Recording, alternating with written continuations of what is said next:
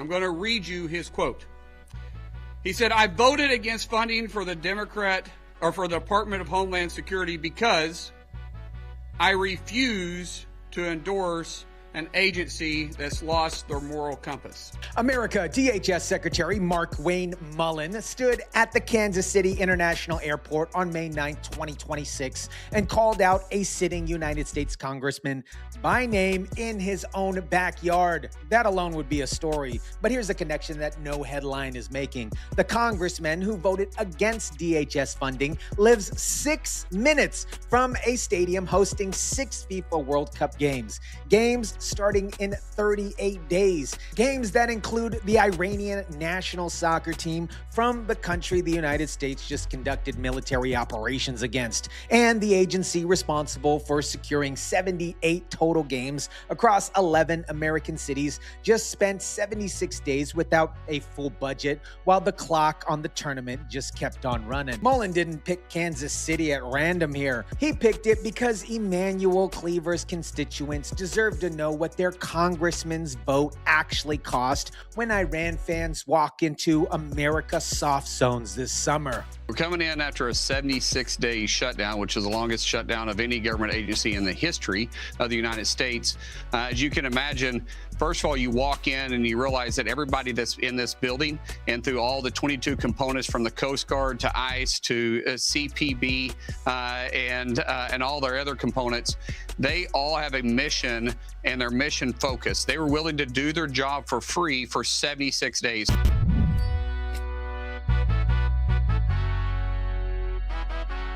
What is up, guys? Tyson Dela Cruz here. Thank you so much for rocking with me. Before the Cleaver call out, before the negotiation story, before the northern border, you need to understand the actual size of what DHS is being asked to secure this summer, because the way that lamestream media is covering this, you guys already know.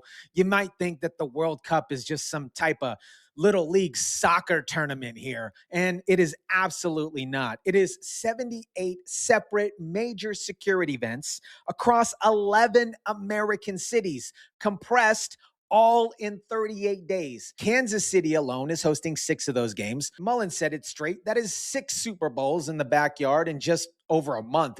And across the whole country, every game carries the same requirement. We're talking about stadium perimeter security, soft zone coverage in fan areas outside the gates, drone defense, cyber protection, airport TSA screenings for millions of international travelers. Now, here's a specific number Mullin gave on what the shutdown cost him inside all of those layers. FEMA officials say the shutdown weakened readiness for hurricane season, while the TSA saw more than 1,000 employees quit ahead of the busy summer travel season. We're going to have 5 to 7 million visitors coming from all over the world. We're going to have teams from all over the world.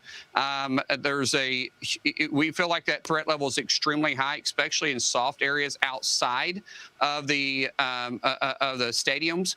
That's put us, because of the shutdown, it's put us in quite a bind to be able to meet that threat need. Now, we're going to do it, but it definitely has hindered our ability to be as proactive as we would like. 4 to 6 months to train a TSA agent. The shutdown ended late April. June 11th is 38 days from when Mullin held this press conference. There is no version of this math where those screeners are back before the tournament actually starts. The gap is permanent for this event, and that is just for the people at the airport gates. Now watch what Mullin said about the agencies covering the digital side of all 78 stadiums. Our CISA, our cybersecurity agency, they're down 1,100 people.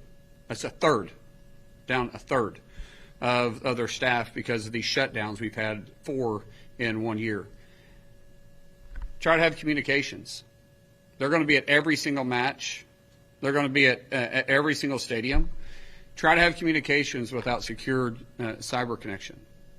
What happens if something takes place? What about our drone defense? He doesn't have a full answer because a third of the people who would have executed that answer quit during the shutdown. The United States just conducted military operations against Iran. There is a ceasefire holding right now. Iran's national soccer team is traveling to American cities. Can you believe that? Their fans have tickets. Can you believe that too? The areas Mullin calls extremely high threats. We're talking about the streets, the parking lots, the gathering zones outside the stadium perimeter have no security layer except the presence Mullin is trying to staff right now.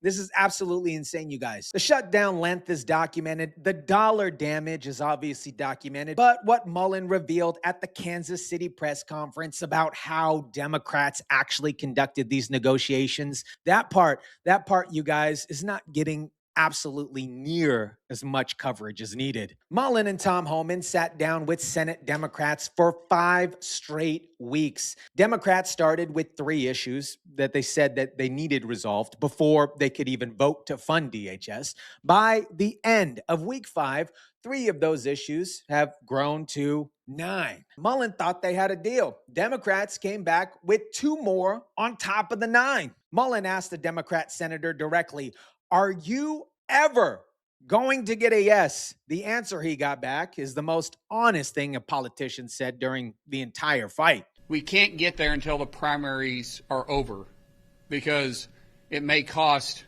our colleagues their job. Now, I understand politics as good as anybody. But at some point, you are elected to be a leader. And when you're putting your own career over doing what's right, meaning you're willing to put the safety of this nation at risk because you want to win an election, being in office is supposed to be an office of service, not a career.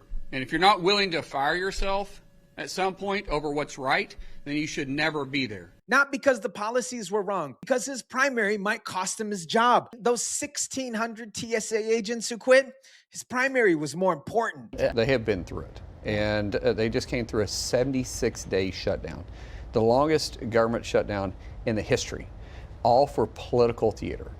Because we have Democrats blaming them, saying they're breaking the Constitution. They're enforcing the laws that Congress passed. That's well within the Constitution for them to be able to do that. Law enforcement doesn't pick and choose. They enforce the law, full stop.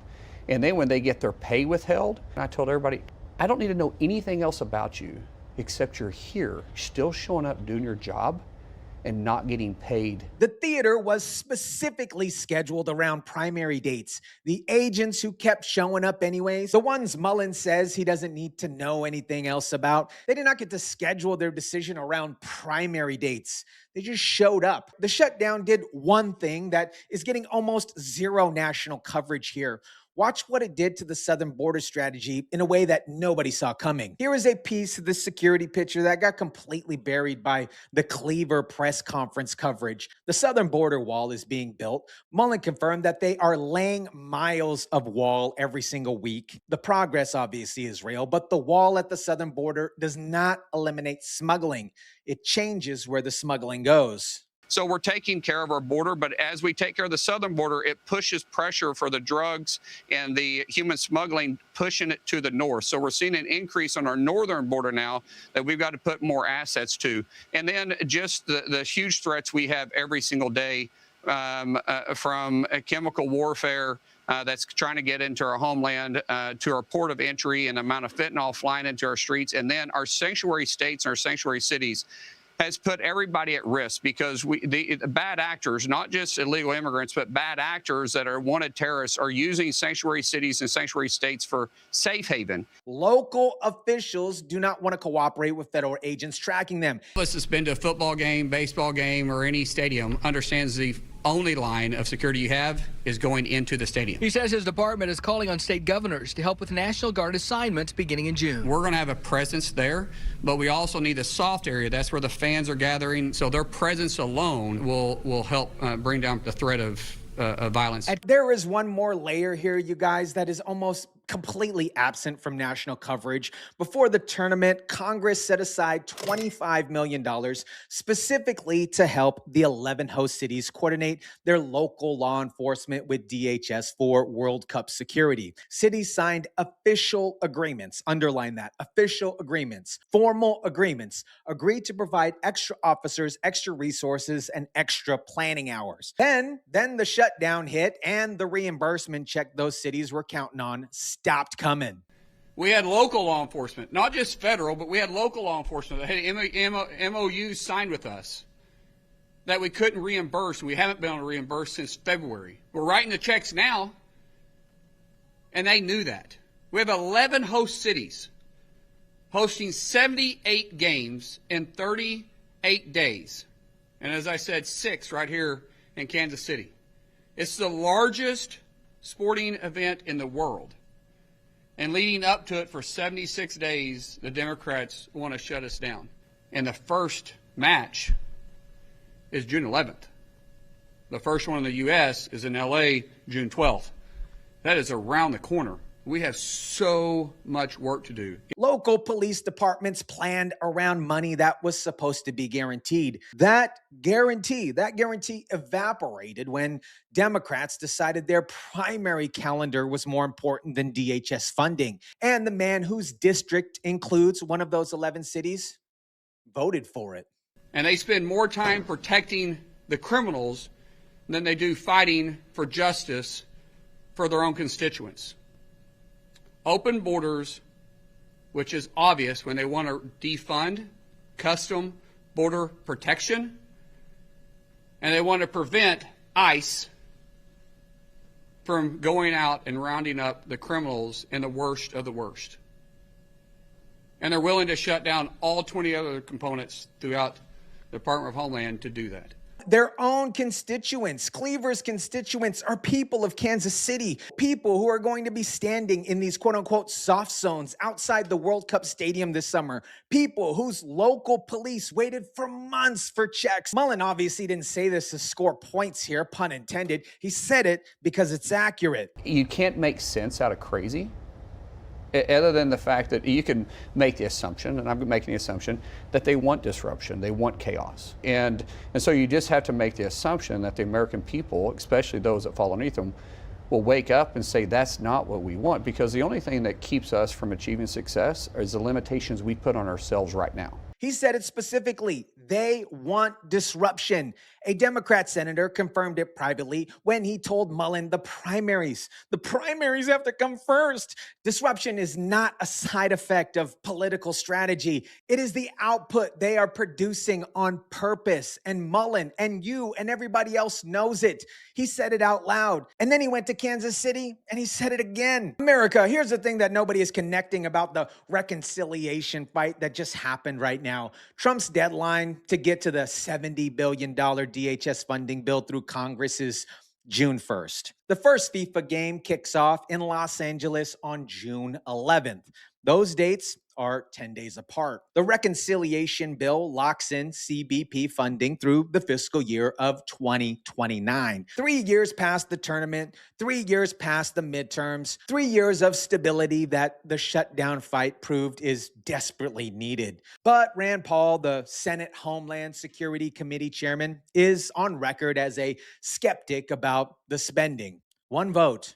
That's the margin. If the bill slips past June 11th, Mullin walks into the largest security event in American history, running on a department that's still rebuilding, still writing checks, and still training replacement TSA agents who have not been certified on time. Emanuel Cleaver said DHS lost its moral compass. The agents who showed up and worked for free for 76 days said something otherwise. Kansas City voters get to decide which version that they believe. In a midterm election being held in one of the 11 cities whose security Cleaver voted to overfund. Stadium doors are open, whether Congress is ready or not. Let me know what you think about this. Drop it down in the comment section down below. Smash the like button if you kindly would. Share, subscribe, and as always, guys, I'll catch you on the next one.